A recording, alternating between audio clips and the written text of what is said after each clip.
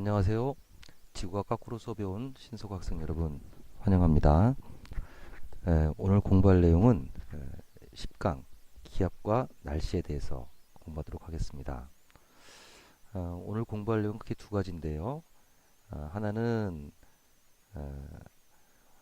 기단과 날씨에 대해서, 또 하나는 기압과 날씨에 대해서입니다. 기단과 날씨에서는 우리나라 날씨를 지배하는 주변의 기단, 그리고 기단과 기단이 만나서 섞이지 않고 형성하는 전선에 대해서 공부를 할 거고요.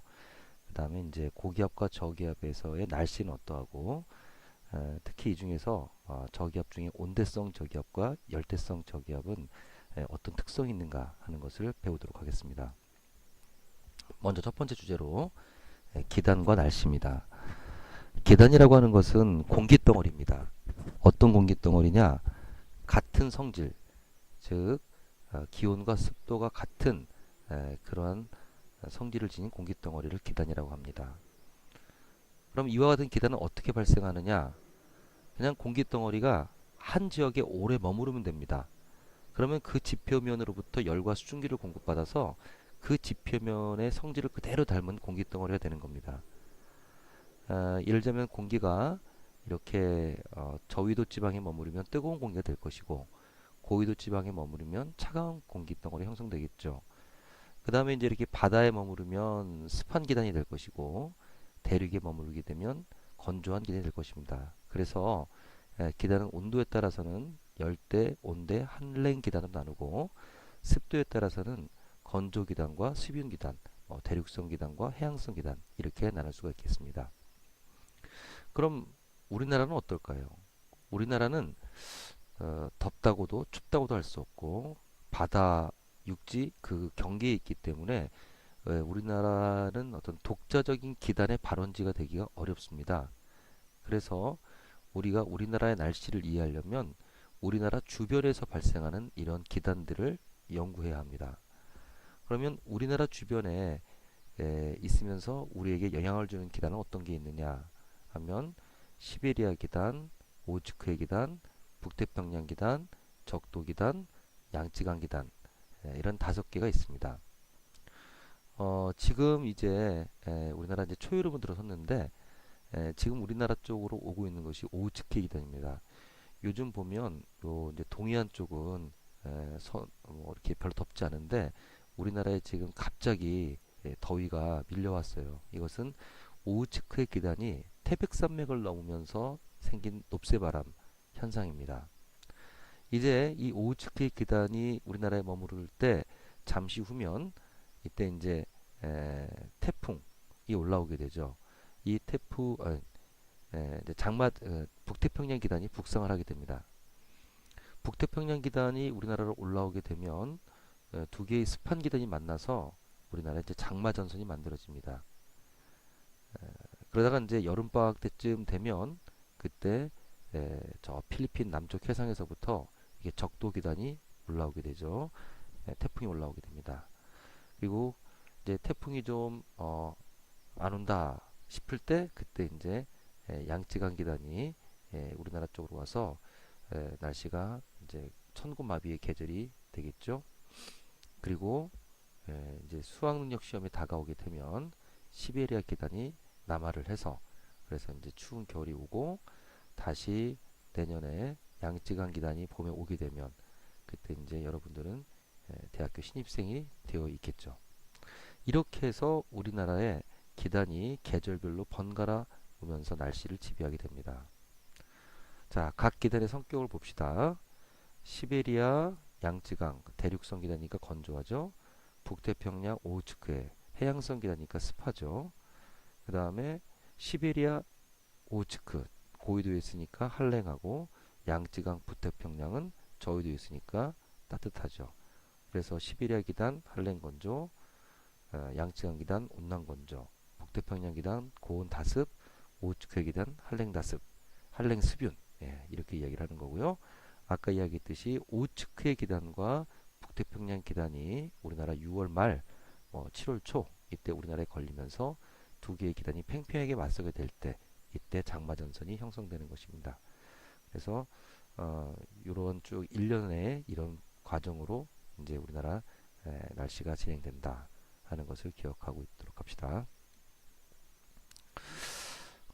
기단이 이제 변질된다고 하는 것은 기단이 남하하거나 북상했을 때 그때 본래의 성격에 약간씩 변화가 오는 겁니다. 이제 겨울철에 이제 차가운 시베리아 기단이 서해를 지나서 우리나라로 오게 되면 자 고위도에서 저위도로 오니까 밑바닥이 가열되겠죠. 그래서 아래하고 윗 공기의 온도 차이가 커집니다. 그럴 경우에 기단이 불안정해지면서 이렇게 상승 기류가 발달하니까 저군이나 정난운 같은 것들이 발달하면서 그러면서 비나 눈, 특히 이제 겨울에는 눈을 많이 삐겠죠. 이런 것을 시베리아 기단의 변질이라고 하고요.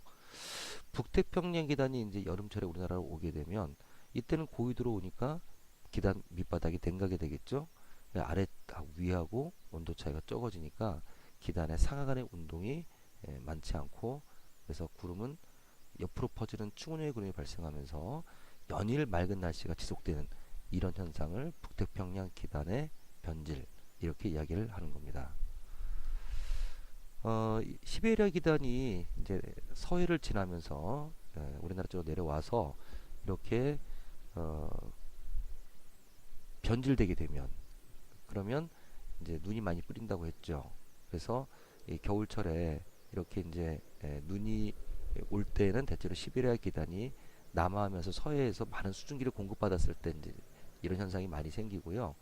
그리고 이러한 형태의 어떤 기단이 세력을 팽창하면서 일정한 주기적으로 이렇게 오게 되면 소위 사만사원이라고 부르는 3일은 춥고 4일 따뜻한 이와 같은 사만사원 날씨가 우리나라 겨울철에 또한 중요한 특징이 되도록 되겠습니다. 근데 요즘은 사실 이런 게 잘 안 맞아요. 옛날에는 많이 맞았는데 지구가 온난화되고 하면서 이런 현상들은 요즘은 잘 나타나지 않죠. 두 번째 주제로 기압과 날씨입니다. 지구의 대기는 약 지상 1000km까지 있습니다. 물론 이제 대부분의 공기가 거의 한 지표면에서부터 30km 사이에 거의 다 있는데 거의 99%가 30km까지 있다고 보면 됩니다. 근데 이제 공기가 당연히 무게가 있으니까 질량을 갖고 무게가 있으니까 공기가 누르는 압력이 있죠. 이것을 대기압이라고 합니다. 이 대기압을 맨 처음에 측정한 사람은 갈릴레이의 제자였던 토리첼리라는 사람인데 이 사람이 수은 이 수은 기둥으로 처음으로 대기압의 존재를 증명하고 그 대기압의 크기를 측정을 했어요. 그래서 이제 이렇게 수은 기둥을 꽉 채운 다음에 수은을 꽉 채운 다음에 밑둥을 텄더니 수은이 내려오다가 76cm 되는 곳에 더 이상 내려오지 않더라. 그렇다면 이것은 수은이 누르는 압력과 공기가 누르는 압력이 같기 때문에 이런 현상이 생기는 것이고 그래서 1기압을 76cm 760mm 76cm Hg 수은 이렇게 그 당시 대기압을 표현을 했습니다.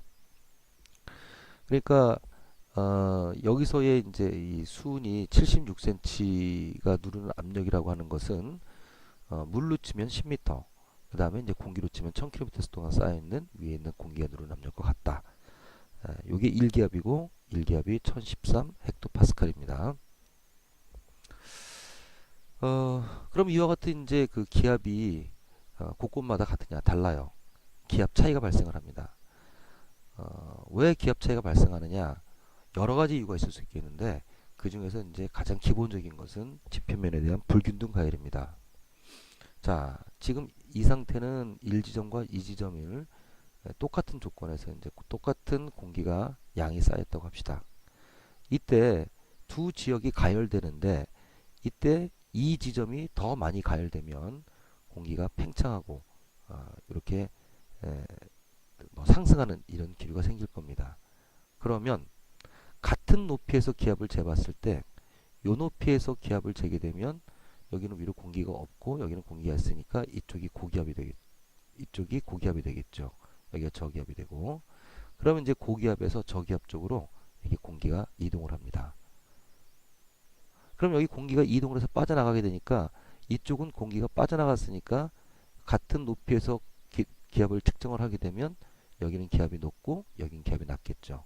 그럼 역시 고기압에서 저기압 쪽으로 이렇게 공기가 이동을 하게 되는 겁니다. 그래서 이와 같은 이제 열적인 대류 현상이 일어나게 되는 거죠. 자, 바람이라고 하는 것은 공기가 수평으로 이동을 하는 건데 왜 공기가 수평으로 이동하느냐? 자, 여기 지금 물기둥이 많고 높고 그러면 여기는 이제 고수압, 여기 저수압 이렇게 될 텐데요. 그럼 우리가 이제 가운데 마기를 텄을 때 고수압 쪽에서 저수압 쪽으로 물이 이동을 하죠. 이게 이제 해류가 일어나게 되는 근본적인 원인입니다. 마찬가지로 이쪽은 공기가 많이 쌓여 있어요. 공기가 조금 쌓여 있습니다. 고기압, 저기압. 그러면 고기압에서 저기압으로 수평 방향으로 힘이 작용합니다. 이 힘을 기압 경도력이라고 하고 이 기압 경도력에 의해서 수평 방향으로 이동하는 공기 흐름을 바람이라고 하는 거죠. 이 기압 경도력은 고기압에서 저기압 쪽을 향해서 직각 방향으로 작용을 합니다. 그러니까 이런 경우에는 이렇게, 이런 경우에는 이쪽 방향으로 기압 경도력이 작용을 하겠죠. 그에 따라 이동하는 것을 바람이라고 하고 위아래로 공기가 이동하는 것은 바람이라고 하지 않고 그러니까 위로 바람 분다, 아래로 바람 분다 이렇게 얘기하지 않고 상승 기류가 있다, 하강 기류가 있다 이렇게 기류라고 표현을 합니다.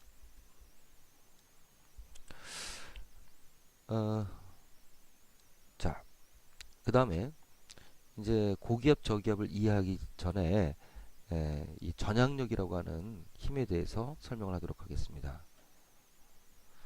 자, 지금 이렇게 이 원판에서 구슬을 굴립니다. 이렇게 구슬을 굴려요. 구슬을 굴리는데 이 구슬이 굴러가는 동안에 이렇게 판이 오른쪽으로 이렇게 반시계 방향으로 회전을 합니다. 그러면 이걸 이 판 위에서 보게 되면 구슬은 원래대로 굴러갔는데 판이 이렇게 이동을 했구나 라는 걸 알 수가 있어요. 그러나 만약에 내가 이 판을 타고 있는데 내가 판이 돌아가는 것을 느끼지 못한다면 자 봅시다. 난 여기 있습니다. 근데 내 이동 못 느끼게 되면 나는 일로 갔는데 구슬이 저쪽 떨어졌거든요. 절로 떨어진 거죠. 내가 가만히 있었는데. 그러니까 회전판 밖에서 볼 때는 구슬은 직진을 했고 얘가 돌았구나가 되지만 내가 이 회전판 위에 있으면서 내가 도는 걸 못 느끼게 되면 이상하다. 구슬이 처음엔 나를 향해 오다가 왜 오른쪽으로 휘어 절로 가지? 아마 이런 생각이 들겠죠. 자, 이 회전판이 바로 지구이고 우리는 지구에 타고 있으면서 지구가 도는 걸 못 느껴요. 그래서 우리 지구에서 운동을 설명할 때 반드시 이 효과를 고려를 해야 되는 겁니다. 물체가 운동을 하게 되면 그러면 오른쪽으로 휘어가는 어떤 가상적인 힘이 작용하고 그래서 오른쪽으로 휘는 효과가 발생한다라는 거예요. 그래서 그 힘을 전향력 그리고 이것을 발견한 사람의 이름이 코리올리이기 때문에 이것을 코리올리의 효과라고 하고 이 전향력을 다른 말은 코리올리의 힘이라고도 하는 겁니다. 지구에서 볼까요? 만약에 북극에서 이게 적도 지방을 향해서 미사일을 쐈다고 칩시다. 근데 지구가 자전하지 않는다면 그대로 목표에 떨어지겠죠.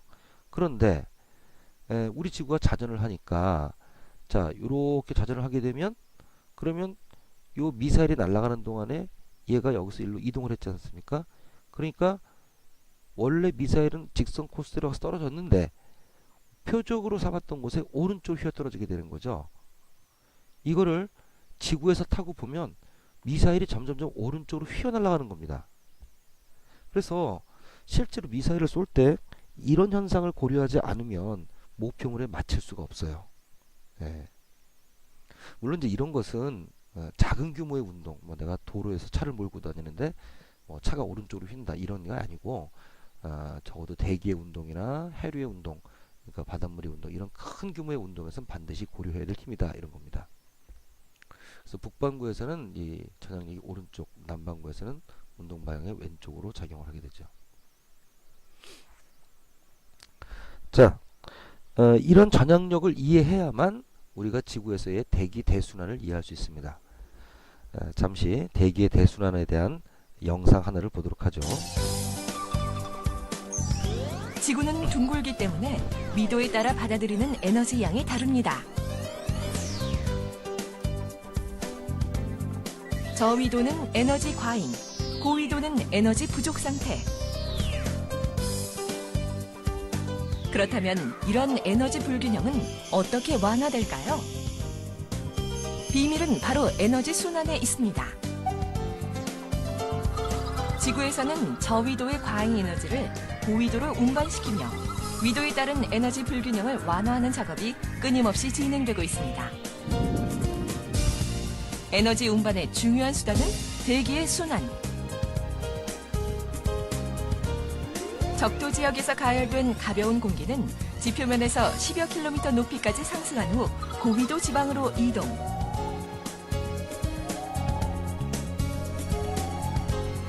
위도 30도 부근에 이르러 충분히 냉각되고 무거워지면 다시 지표면으로 하강하게 됩니다.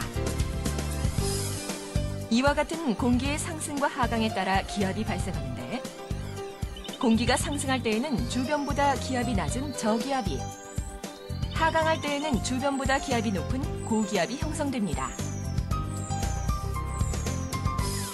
다시 위도 30도 지역으로 가볼까요? 냉각되고 무거워져 지표면으로 하강한 공기는 다시 기압이 낮은 남북으로 이동하며 순환합니다.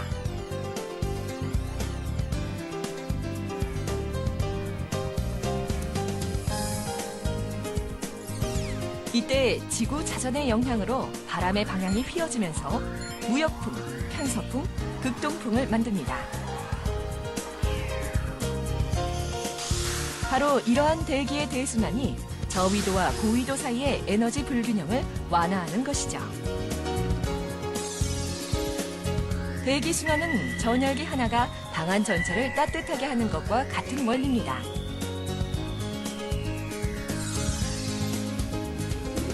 대기와 마찬가지로 바닷물도 순환합니다. 먼저 바람에 의해 발생하는 표층 해류. 표층에서 순환하는 이 해류에 의해 저위도의 따뜻한 물은 고위도로 이동하여 에너지를 전달합니다.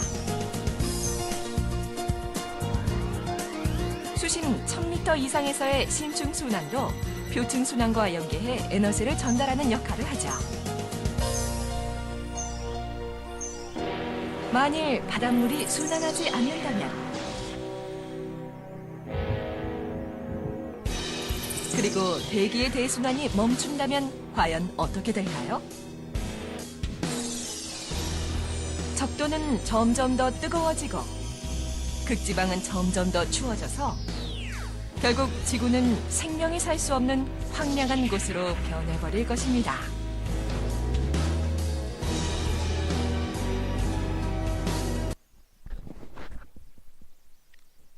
자, 우리 이제 대기의 대순환에 대한 영상을 봤는데요. 대기의 대순환은 우리가 그 앞 단원에서 이미 다룬 바가 있습니다. 대기의 대순환까지는 아니어도 지구의 불균등한 가열에 의해서 적도 쪽은 열 과잉 상태, 그 다음에 이건 지구가 둥그니까 생긴 현상이죠. 극지방 쪽은 에너지 부족 상태. 그래서 이 저위도 쪽에 남는 열이 고위도로 이동하게 되는데 그 현상이 바로 이제 대기의 대순환이고 해수의 순환이 그런 역할을 하게 된다는 것은 앞에서 이미 공부한 바 있으니까 다시 재차 반복 설명하지는 않겠습니다. 이때 이제 이 대기의 순환 모델을 우리가 좀 기억을 해야 되는데요.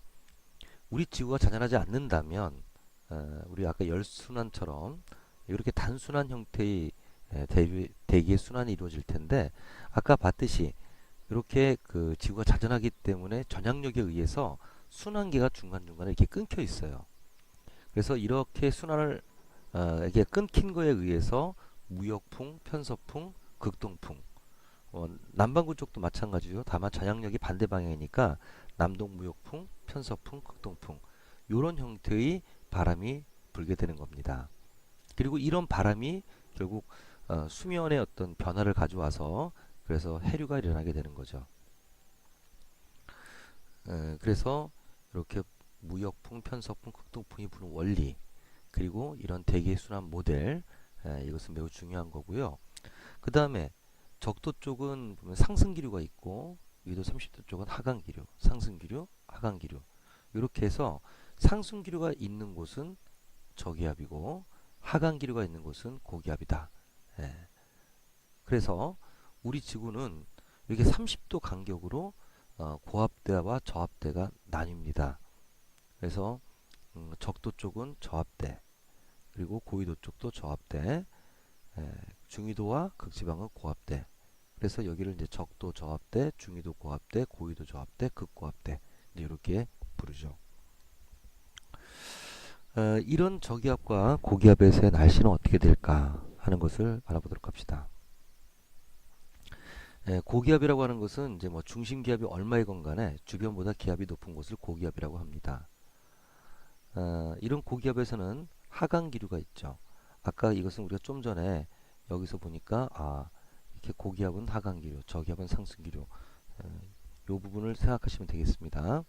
그래서 이제 고기압은 하강 기류가 있고, 그러니까 주변보다 기압이 높으니까 주변부로 이렇게 바람이 불어 나가죠.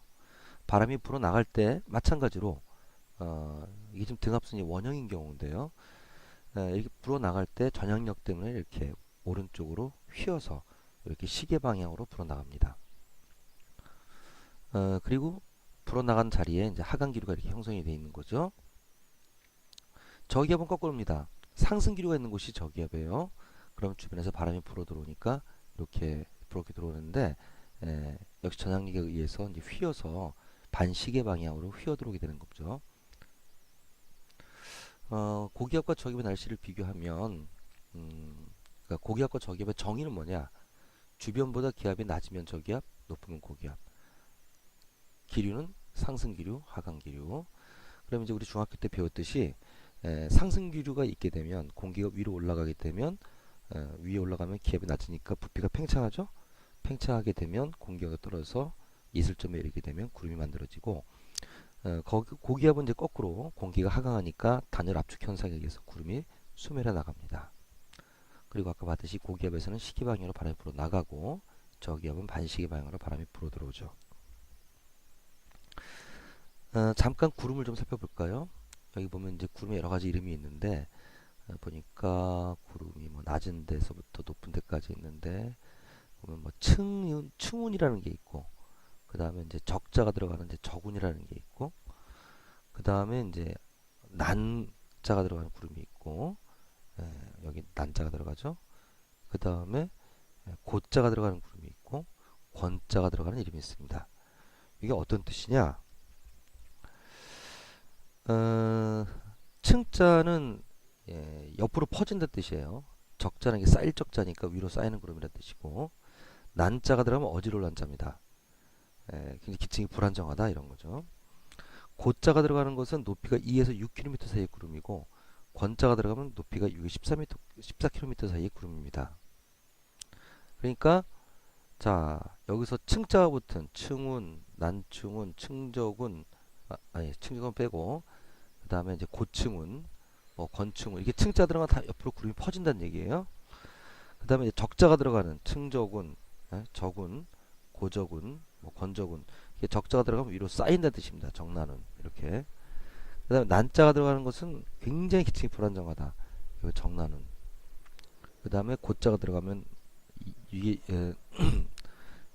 2에서 6km, 권자가 들어가면 6에서 14km 사이의 구름이다. 이런 뜻이죠. 자, 이제 저기압의 두 가지 종류를 알아보려고 하는데요. 고기압은 되게 단순해요. 그래서 이제 뭐 이렇게 특별히 연구할 게 없는데 저기압은 굉장히 변화무쌍합니다. 그래서 두 가지를 살펴볼 건데 하나는 이제 이렇게 서쪽으로 한랭전선과 동쪽으로 온난전선을 동반하고 있는 이러한 온대성 저기압이고 또 하나는 태풍입니다. 자, 이 지금 온대성 저기압이 우리나라를 지나가고 있는 모습인데 이 온대성 저기압은 전선면을 기점으로 해서 날씨가 팍팍 바뀌기 때문에 우리가 좀 자세히 알아둬야 돼요. 날씨 변화가 되게 크기 때문에. 자, 그러면 이 저기압은 이 온대성 저기압에는 이제 온대성 저기압과 열대성 저기압 두 가지가 있는데 온대성 저기압은 왜 생기느냐? 온대성 저기압에 생기는 모식적인 실험을 해보면요. 자, 지금 여기 물을 넣고요. 안에다가 얼음을 넣습니다.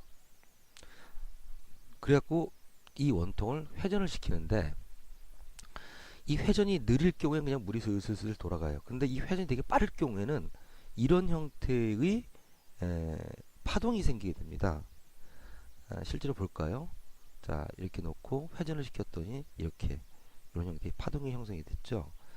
이게 지금 뭘 의미하는 거냐면 극지방에서 바라본 지구를 의미하는 겁니다. 극지방에서 바라본 거. 그러니까 이게 극지방에서 여기가 북극이에요. 여기가 적도고. 그래서 이렇게 이 원통에 물을 넣고 안에다 얼음을 넣고 얼음 이게 이제 극지방이라는 거죠. 을 넣고 회전을 시키게 되면 이런 형태의 파동이 발생하는데 이런 파동에 의해서 서쪽에서 찬 공기가 밀고 내려오고 동쪽에서 따뜻한 공기가 밀고 올라갈 때 그럴 때 이렇게 서쪽에서 찬 공기가 밀고 내려오고 동쪽에 따뜻한 공기가 밀고 올라갈 때 이럴 때 이런 데서 이제 온대성 저기압이 발생합니다. 자, 맨 처음에는 이렇게 찬 공기와 따뜻한 공기가 만났어요. 파동이 영향을 주기 시작하면서부터 이렇게 서쪽에서 한랭전선, 동쪽에서 온난전선이 만들어졌다가 이게 이제 한참 발달했을 때 모습이고 시간이 지나면 한랭전선이 온난전선보다 이동하는 속도도 빠르기 때문에 결국 따라잡아서 폐색전선이 생기고 마지막에 이제 이 전선이 완전히 소멸하는 이 단계로 가게 됩니다. 아까도 이야기했듯이 특히 이 온대성 저기압에서는 전선면을 기준으로 해서 날씨가 팍팍 바뀌기 때문에 전선면에서 어떤 일이 있나 하는 걸 봐야 돼요. 자, 왼쪽에 보이는 것이 한랭전선이고 오른쪽에 보이는 게 온난전선인데 한랭전선과 온난전선의 가장 큰 차이는 뭐냐? 그러니까 둘 다 똑같이 따뜻한 공기와 찬 공기가 만나 섞이지 않는 건 똑같아요. 원래 공기 덩어리는 단열재예요. 만나면 서로 열을 잘 주고받지 않고 섞이지 않습니다. 그런데 이제 한랭전선은 뭐냐면 찬 공기가 더운 공기 쪽으로 이동해서 만난 거예요. 그러게 되면 찬 공기가 따뜻한 공기 밑을 파고들죠. 무거우니까. 그럼 따뜻한 공기가 급상승을 하게 됩니다. 그러면서 아주 강력한 상승 기류가 생기니까 기층이 불안정한 거죠. 그러면서 정난운이 만들어지고 그리고 이 전선면에서 이렇게 비가 내게 되는 겁니다. 반면에 따뜻한 공기 밀려왔을 경우에는 찬 공기를 따라서 완만하게 올라가요. 그래서 높이별로 이제 층운형의 구름이 생기죠. 그러니까 한랭전선은 이렇게 정난운 위로 쌓이는 구름이 생겼다면 온난전선은 이렇게 옆으로 퍼지는 층운형의 구름이 높이별로 생기고요. 그럼 이제 여기 있는 사람 같은 경우에는 이제 앞으로 어떻게 되겠습니까? 비가 오겠죠. 그리고 이제 그 비가 지나가면 날씨가 맑아지면서 이제 따뜻한 공기 속으로 들어가게 되겠죠. 여기 있는 사람 같은 경우는 어떻게 될까요? 여기 있는 사람 같은 경우 잠시 후에 이제 막 폭우가 쏟아질 겁니다. 소나기 같은 게. 그러면서 이제 찬 공기가 와서 기온이 떨어지는 그런 일을 경험할 수가 있겠죠. 옛말에 이제 해무리와 달무리는 비올증조다. 이게 지금 해무리예요. 이게 해무리인데 왜 이런 얘기가 있냐 하면 지금 여기서 보면 이쪽 지역 같은 경우에는 저 높은 상공에 이런 구름들이 있습니다. 층구름. 그래서 이 구름이 지금 이제 이 구름 그 대기 중에 수증기가 굉장히 많아서 그래서 이와 같이 이제 태양이나 달이 흐릿하게 마치 그 아스피린을 물에 녹여온 것 같은 그런 흐릿하게 보이는 이런 게 이제 해무리 달무리인데 해무리 달무리는 이런 온난 전선의 저 높은 상공에서 형성되는 거예요. 여기 있는 사람이 볼 수 있는 거죠. 그러니까 여기 있는 사람은 해무리 달무리 볼 수 없겠죠. 얘도 마찬가지고. 그래서 해무리가 보였다는 것은 내 머리 위에 권운 또는 권충 같은 구름이 있다. 그 얘기는 내가 이제 조만간 온난 전선에서 이 비 내리는 지역이 나에게 온다 이런 뜻입니다. 그래서 이 해무리 달무리는 비올징조다 이런 말이 있는 건데요. 이것을 이제 이렇게 지금 방금 본 바와 같이 자 이쪽이 지금 찬 공기, 따뜻한 공기, 그다음에 여기 찬 공기 이제 이렇게 돼 있는 건데 이 온대성 저기압은 온대지방에서 발생하니까 편서풍을 타고 이렇게 이동을 해가요. 그러면 그래서 A 지역, B 지역, C 지역의 특징이 그대로 그 지역에 다 나타나게 되는 거죠. 여기가 저기압 중심이니까 저기압 중심에서 바람이 이렇게 불어 들어가니까 자 A 지역은 봅시다. A 지역. 자 A 지역은 지금 어떤 상태죠? 넓은 지역에 걸쳐서 지금 보슬비가 오는 상태죠. C 지역은 어떻습니까? C 지역. C 지역 같은 경우에는 좁은 지역에 주로 소나기가 올 것입니다. B B지역은 어떻습니까? B지역. B지역은 날씨가 맑죠. 그러니까 이제 이런 온대성 저기압이 이렇게 지나가게 되면 우리나라는 A, B, C 세 지역의 날씨 특징을 그대로 밟아가게 되는 겁니다. 정리해 볼까요? 자, A 지역 기온은 찬공기 속에 들어있죠. 기온은 낮고 층온율이 그러면서 보슬비가 내리고 바람은 남동풍 이렇게 되겠습니다. B 지역은 어떠냐? B 지역 같은 경우에는 여기 따뜻한 공기죠. 기온이 높고 그리고 비가 올 이유가 없겠죠. 날씨는 맑고 그리고 바람은 이렇게 남서풍이 불어가요. 이렇게 남서풍 이렇게 그죠? 네. 시적 같은 경우에는 이렇게 좁은 지역에 걸쳐서 비가 내리고 있고 기온은 낮고 그리고 바람은 북서지역에서 이렇게 불어 들어오니까 이렇게 북서풍이 불겠습니다. 그리고 이런 온난 전선과 한란 전선이 만나서 만들어지는 두 개의 전선의 또 어떤 교집합 이런 것은 패색 전선이라고 부릅니다. 온대성 저기압이 발생하면 우리나라 쪽이니까 주로 편서풍을 타고 서에서 동쪽으로 간다 그랬는데 자 지금 이 예쁜 아나운서가 만약에 4월 6일 날 날씨 예보를 한다면 어떻게 하겠습니까? 자, 이 온대성 저기압이 우리나라를 이렇게 지나가는 거예요. 이렇게 지나가게 되면 보통 온대성 저기압이 이제 경도상으로 하루에 한 20도씩 이렇게 가니까요. 자, 나 같으면 이렇게 얘기하겠어요. 자, 지금 우리나라 지금 현재는 요 상태죠. 내일이 되면 요 상태가 될 거고요.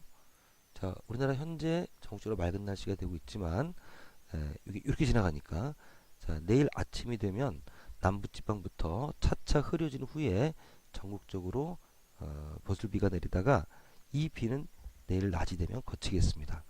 그러나 이 비는 다시 내일 밤이 되면 이렇게 여기가 지금 한랭전선 후면이죠. 내일 밤이 되면 우리나라 전국적으로 구름이 끼고 그리고 소나기가 내리는 가운데 북서풍이 불겠습니다. 여러분은 돌풍을 주의하셔야 되겠습니다. 자, 한랭전선 굉장히 맹렬하기 때문에 바람도 굉장히 센 바람이 붑니다. 그래서 이런 형태의 일기예보를 할 수 있겠죠. 자, 마지막 주제입니다. 우리 흔히 태풍이라고 부르는 열대성 저기압인데요. 이제 요 필리핀 남쪽 해상에서 발생하는 그러니까 이 서태평양 쪽에서 발생하는 이제 열대성 저기압을 태풍이라고 하고요. 그다음에 인도양 쪽에서 발생하는 것은 허리케인, 이제 인도양 쪽에서 발생하는 것은 사이클론 이렇게 부릅니다. 호주 쪽에서는 윌윌이라고 하고 이게 이제 이름은 다르지만 다 똑같은 열대성 저기압이고요. 이 중에서 이제 제일 그 빈도수가 큰 것은 태풍입니다. 1년에 세계적으로 한 80개 정도의 열대성 저기압이 생기면 그 중에서 한 30개 정도는 태풍입니다. 서태평양 쪽에서 발생하는 거죠. 이건 인공위성에서 찍은 태풍의 구름 사진입니다. 이 사진을 보니까 아, 태풍이란 게 정말 거대한 구름 덩어리구나 하는 것을 알 수 있고 그 다음에 이 태풍의 한복판에 뭐가 있죠? 예, 이걸 태풍의 눈이라고 합니다. 자, 이 태풍의 눈도 잠시 알아보도록 하겠습니다. 자, 태풍은 거대한 열대성 저기압이에요. 크기가 한 500에서 2000m쯤 되고 뭐 높이는 이제 대륙 꼭대기까지라고 해봐야 한 10km 조금 넘는 그런 지경이니까 태풍은 저기압이니까 강한 상승 기류가 있겠죠. 또 태풍은 저기압이니까 주변에서 바람이 불어 들어오겠죠. 자, 그러면 이 태풍에 이렇게 바람이 수렴에 들어오고 그 다음에 이제 상승 기류가 있는데 그런데 태풍 한복판에는 태풍의 눈이라고 부르는 고기압과 같은 지역이 있어요. 이제 왜 이런 현상이 생기느냐 하는 것도 알아보도록 합시다. 먼저 태풍은 하나당 그 파괴력 갖고 있는 에너지가 히로시마 원자 폭탄의 약 10,000배 정도의 위력이에요. 그럼 어떻게 태풍이 이렇게 강력한 어떤 위력을 갖게 되느냐 하면 태풍이 아무 데서나 발생하는 것이 아니고 수온이 27도 이상이 되는 적도에서 발생합니다. 하지만 적도는 아니에요. 적도는 아니고 위도 5도를 넘어가야 돼요. 왜 그러냐면 위도 5도 미만 지역은 전향력이 너무 작아서 회전력이 생기지 않기 때문에 이렇게 태풍이 발생하기 어렵습니다. 그러면 이 태풍이 이렇게 거대한 에너지를 갖게 된 이유가 뭐냐 하면 수문열이라는 개념으로 이 태풍의 위력을 설명합니다.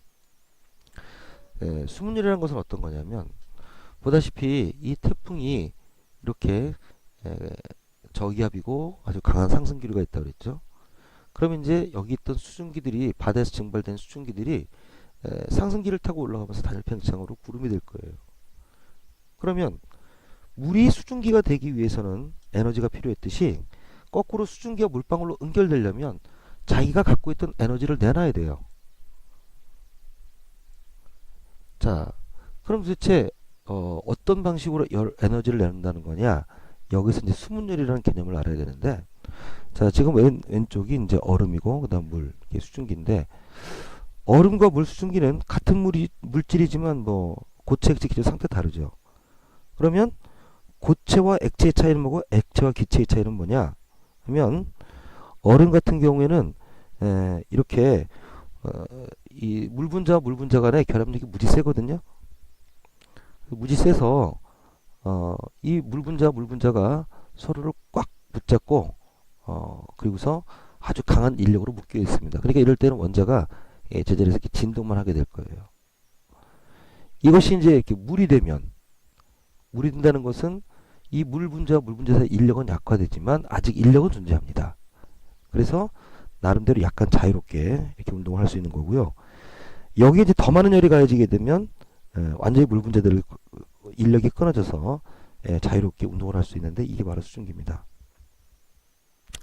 그래서 이런 그 분자 간의 결합력을 변화시키기 위해서는 에너지가 필요한 거예요.